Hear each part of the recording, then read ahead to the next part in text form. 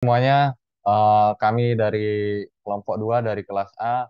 Di sini kami akan mempresentasikan final project satu board game. Ini matkul PDK. Sebelumnya kami mengucapkan terima kasih kepada dosen kami dan asdosnya juga karena telah membantu kami dalam project kami ini. Sebelum itu kami akan memperkenalkan diri kami masing-masing. Yang pertama, saya sendiri Athanasius Surya Gunadarma dengan NPM 2207111667. Dan di sini saya juga ditemani oleh rekan saya, Edwardi. Mungkin bisa memperkenalkan diri. Baik, terima kasih. Nama saya Ewaldi dengan NPM 220711676. Oke, selanjutnya saya akan menjelaskan tentang oke. Selanjutnya kami akan menjelaskan game kami ini apa sih, eh, dan desainnya juga seperti apa. Oke, jadi game kami ya yang seperti yang saya sudah bilang tadi yaitu game papan. Kami mengambil nama gamenya yaitu Advance Night Board of Courageous, yang dimana kalau diterjemahkan kesatria yang maju di papan keberanian. Kenapa kami mengambil game itu? Karena memang konsep game kami ini cara bermainnya yaitu harus maju sampai ke finish dengan banyaknya tantangan-tantangan yang harus disiapkan oleh para pemain. Makanya kami mengambil nama game itu. Dan game kami ini kelompok targetnya yaitu anak usia 6 sampai 15 tahun. Dan anak 6 sampai 15 tahun itu merupakan anak SD sampai SMP. Dan bisa dilihat di poster, game ini dapat dimainkan 2 sampai 4 pemain. Serta game ini juga yang kami buat eh, gampang dimainkan atau mudah dimainkan, baik itu secara konsep ataupun eh, aturan-aturannya. Bisa dimainkan game ini di mana saja. Oke, selanjutnya setelah saya menjelaskan mengenai eh, permainan saya seperti apa, tentunya desain dan posternya, saya akan menjelaskan latar belakang dan tujuan pengembangan. Di sini saya hanya menjelaskan masalah, sebab masalah, akibat masalah, serta tujuan pengembangannya yaitu berupa solusi. Namun yang salah jelaskan yaitu konteks urgensinya dari kelima masalah yang telah kami terangkan di progres satu dan 2. Eh, Konteks urgensinya yang pertama masalahnya yaitu anak-anak tidak jujur. Sebab masalahnya kurangnya budaya jujur sejak dini pada diri anak-anak dan takut akan dimarahi jika berkata jujur. Akibat masalahnya, anak-anak akan menjadi pembohong dan suka curang.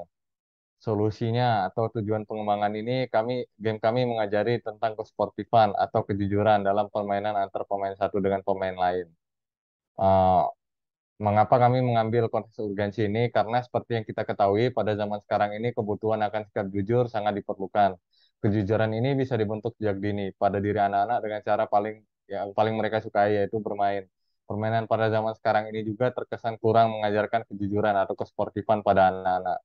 Kurang terlihat nilai pengajarannya, hanya nilai keseruan atau fun saja pada permainannya.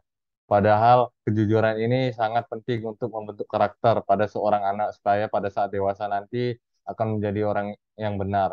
Oleh sebab itu, kami membuat sebuah permainan yang tujuan utamanya adalah mengajari anak-anak supaya bisa sportif dan jujur dalam permainan ataupun dalam kehidupan nyata, dan itu juga yang merupakan konteks urgensi kami.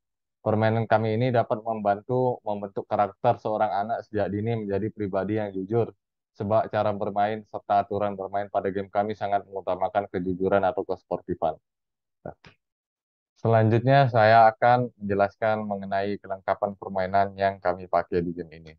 Yang pertama ada papan, yang kedua ada balo atau kotak, yang ketiga itu kartu kuman, yang keempat dadu, yang kelima pion, dan yang terakhir itu kertas aturan. Selanjutnya saya akan menjelaskan kelengkapan permainannya, termasuk bahannya. Ini dikhususkan bahannya. Yang pertama ada papan. Papan ini jumlahnya satu dengan size-nya kurang lebih panjangnya 20 cm, lebar 26 cm, dan tingginya 5 cm. Bahannya itu kayu dengan plastik. Lalu yang kedua ada balok atau kotak. Balok atau kotak ini jumlahnya 48 kotak atau balok, size-nya kurang lebih panjangnya eh, panjang kali lebar kali tinggi 3 kali 3 kali 3 cm. Bahannya kayu. Yang ketiga itu dadu. Dadu itu jumlahnya ada dua. Satunya itu cadangan. Ukurannya atau diameternya kurang lebih 18 mm dikali 18 mm. Bahan mentahnya plastik. Lalu yang keempat itu ada pion. Pionnya ini jumlahnya empat. Masing-masing berbeda warna. Ada merah, kuning, hijau, dan biru. Ukurannya kurang lebih panjangnya 1 cm, lebar 1 cm, dan tinggi 2 cm. Bahan yang kami gunakan plastik. Lalu yang kelima ini kartu hukuman. Kartu hukumannya itu jumlahnya ada 45 yang terdiri atas 15 kartu hewan, 15 kartu buah, dan 15 kartu negara. Huruf yang kami pakai sendiri ada A, B, C, D, G, J, K, L, M, N, P, R, S, T, Z. Dengan size-nya kurang lebih 8,5 cm dikali 5,5 cm. Bahan bahannya seperti kartu Uno, kertas plastik ya. Lalu yang terakhir itu kertas permainan atau cara bermain. Jumlahnya itu ada satu. Size-nya kurang lebih panjang kali lebarnya 210 mm dikali 297 mm. Seperti kertas HPS. Bahan mentahnya kertas.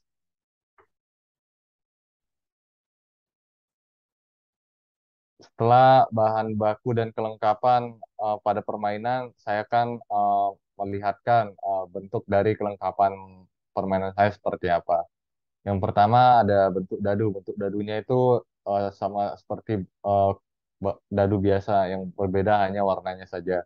Pada tiap jumlah angka bentuk pion seperti pion pada umumnya pada catur, cuman yang berbeda hanya warnanya saja pada setiap pion.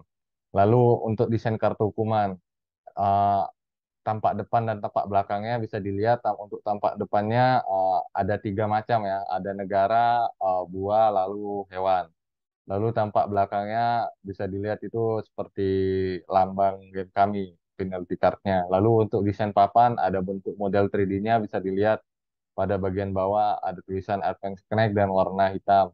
Lalu untuk baloknya sendiri eh, pada tiap barisan itu berbeda dan untuk tampak depannya ada angkanya eh, serta tampak belakangnya nanti ada angka plus dan minus. Nanti angka plus dan minus seperti apa akan dijelaskan di cara bermain. Selanjutnya eh, desain pada slide kedua.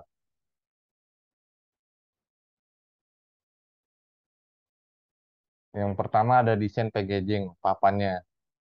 Bisa dilihat desain packaging papan kami itu di dalamnya mencakup semua part-partnya termasuk papan, kertas, dadu, serta yang lain. Lalu ada desain packaging kartu, ini maksudnya desain packaging kartu hukuman.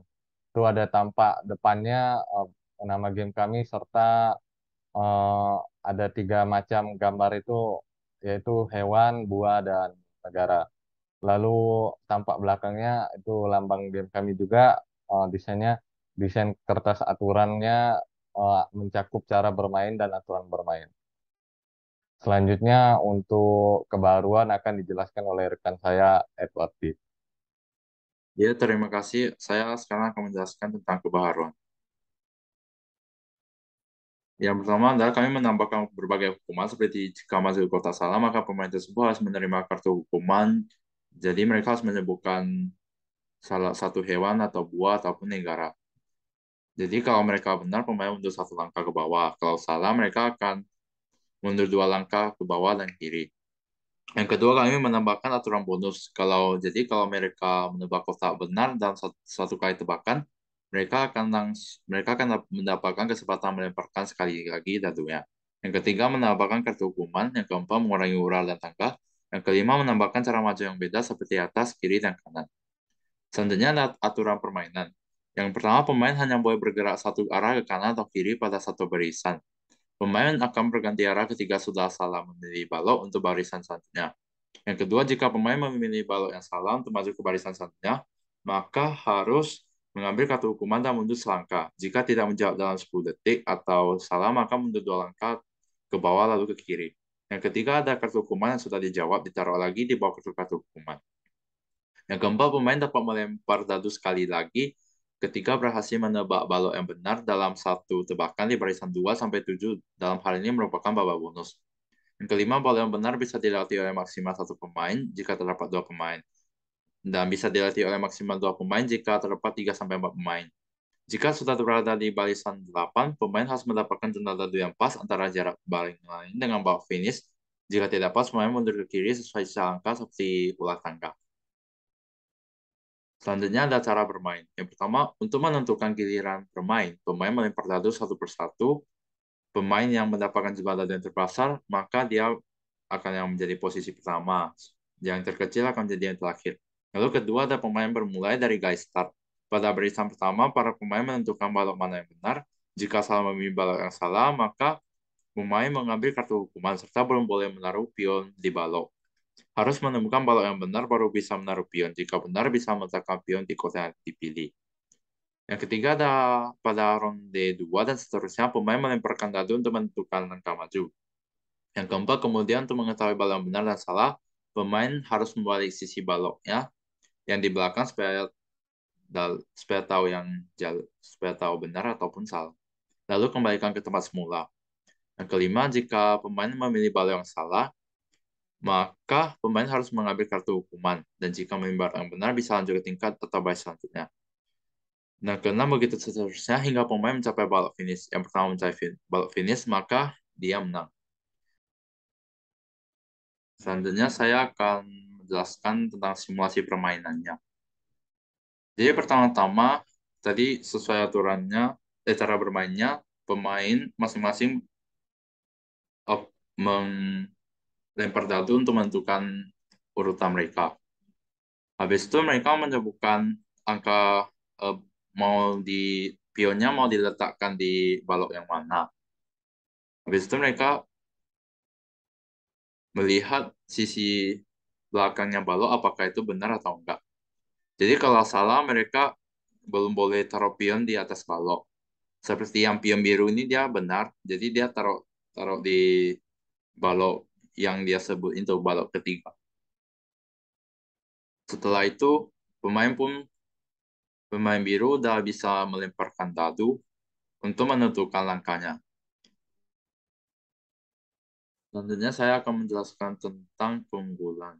Jadi keunggulan dari game kita adalah yang pertama bisa dimainkan oleh anak-anak SD sampai dengan SMP. Anak SMA juga boleh memainkan. Jadi game kami ini bisa meningkatkan sikap jujur dan kesportifan anak-anak. Lalu kedua, game kita bisa dibilang sederhana dan unik untuk dimainkan karena langkahnya yang gampang ke kanan, ke kiri, ataupun ke atas. Lalu ketiga ada desain papan kami bisa terbilang unik kan, bisa berwarna-warna. Selanjutnya perkiraan total harga dari game kami. Yang pertama kan kami membalok atau kotak sebanyak 48 dikali 2.500 ada 120.000 rupiah. Dan yang kedua dadu 2.200. Yang ketiga kartu 10.000, kertas aturan 200 perak. Pion ada 12.500, papan 32.000, packaging 20.000, jadi totalnya adalah 196.900.000 rupiah. Perkiraan harga jual kami ingin menjualkan harga ini dengan 230.000, sehingga kami bisa mendapatkan untung sejumlah 33.000 dan 100 rupiah. Sekian dari presentasi kami. Kami memohon agar para bapak-bapak dan ibu akan mendukung game kami dan memberikan kami sponsor agar kami bisa membuat game ini dan menjualnya pada anak-anak. Sekian dari kelompok kami ucapkan terima kasih.